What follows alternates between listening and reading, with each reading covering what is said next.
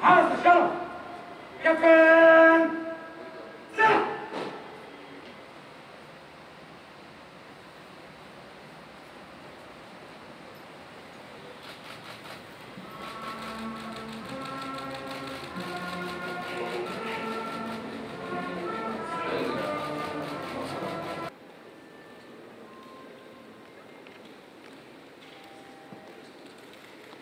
His Excellency President Sisi and the ministers who are here from Egypt, on behalf of our delegation, we thank you for inviting us to have this dialogue. I have not been here for a long time. I was here when we had a conference in Sharm el-Sheikh. This was some time ago. First of all, Misiri. Misiri in our language means many gardens. So whenever we read it, we say, oh, these are talking about gardens. If it's one garden, it is Musiri, Musiri. If there are many, City. This is our language. Uganda and the Great Lakes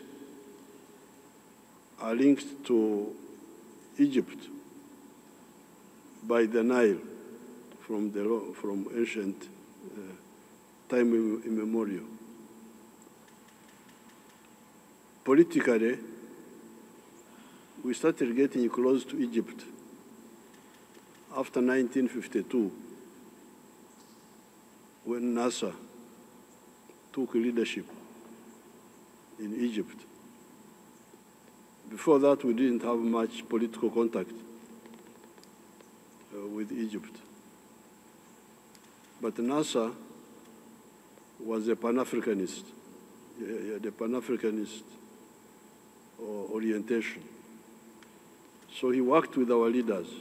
He worked with Julius Nyerere, with Kwame Nkrumah, with Modibo Keita, with many. And Egypt, under Nasser, supported the anti-colonial movement in Southern Africa, including Uganda. Even the Uganda National Congress, one of our parties, had an office here in Cairo. There was an Egyptian minister, Mohammed Fayek, who was in charge of those efforts. Now, when we came into government, I started working with the leaders, Field Marshal Mubarak, Boutros Ghali, and we were discussing these issues. On the issue of the Nile, what I've discussed with His Excellency was that we should have, maybe the problem has been the approach. Because the approach from Egypt has been our historical rights.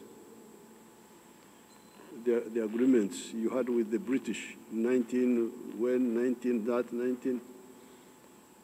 And then, so then the other people say, but how about us? How about us? But if we broaden the discussion, that's what I was advising His Excellency. And I'm glad he has listened, and I will talk to the others. I was saying the global needs of all the Nile countries are four: prosperity for all, number one. But within the prosperity, we need electricity for all. We need irrigation for all. And we need, of course, water for drinking. So if we put these in the documents, instead of the other approach of we and them, then we shall see for the most scientific ways of how this can be done. And from what I was discussing with some of the ministers, I think the problem is not as big as it looks. It could be the approach. It could be the approach. Now, the prosperity will also come from business. Egypt has got a big advantage. You are on the Mediterranean. And Uganda is linked with Egypt by the Nile. Now, people say Uganda is landlocked. But Uganda is not landlocked. At one time, I was saying that Uganda is Bashir-locked. Uganda is not landlocked. We have got a waterway to the Mediterranean.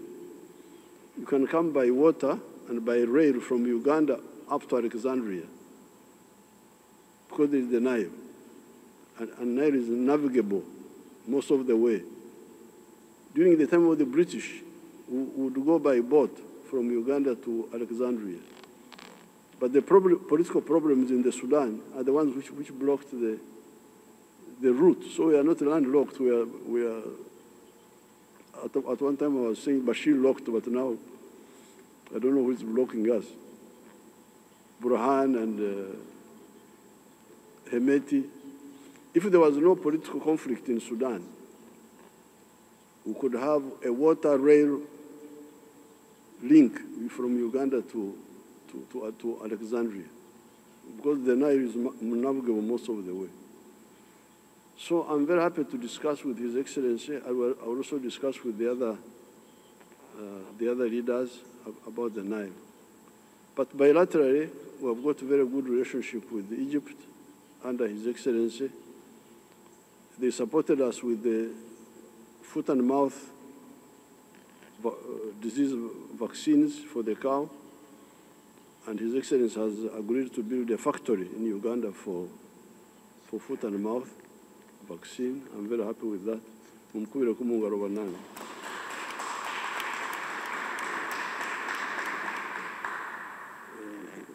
But generally speaking, as I will emphasize at the business center, business is about two things: producing a good or a service, and somebody buying it. If you get leaders who don't see that, who don't see how it produces goods and services and how to market them, you will never get prosperity, because there's no other way. If I buy what you produce, I support you. My pocket is supporting your prosperity. If you buy what I produce, you are supporting me.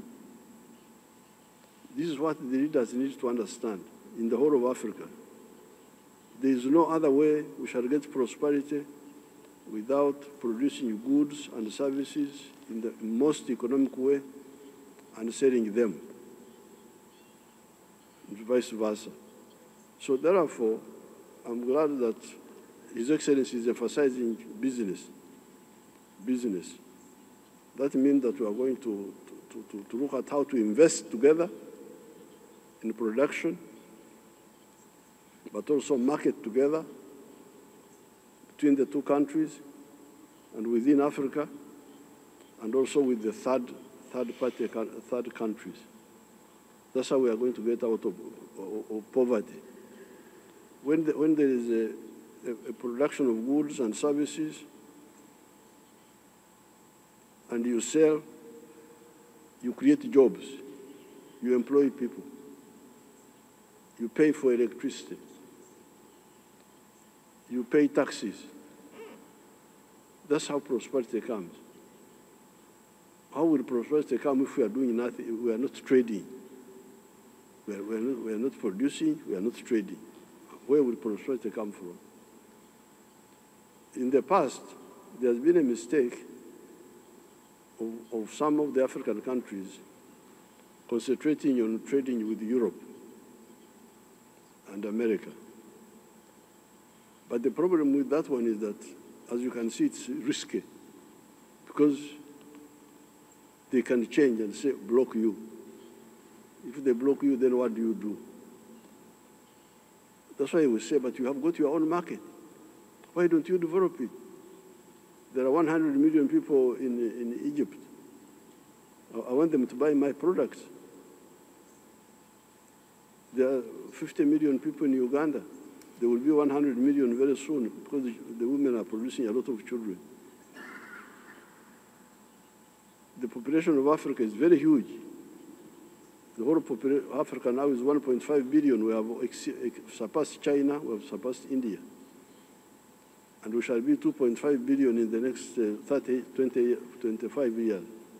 So the potential is there. So I'm very glad that His Excellency, President Sisi, sees this business angle very, very clearly, from both the production side and the market consumption side. So I'm very happy to be here, and I'm glad he invited us. We have had a very good dialogue, even on these problems of Libya, of Sudan, of Palestine. We have discussed all that. I thank you and wish you good luck.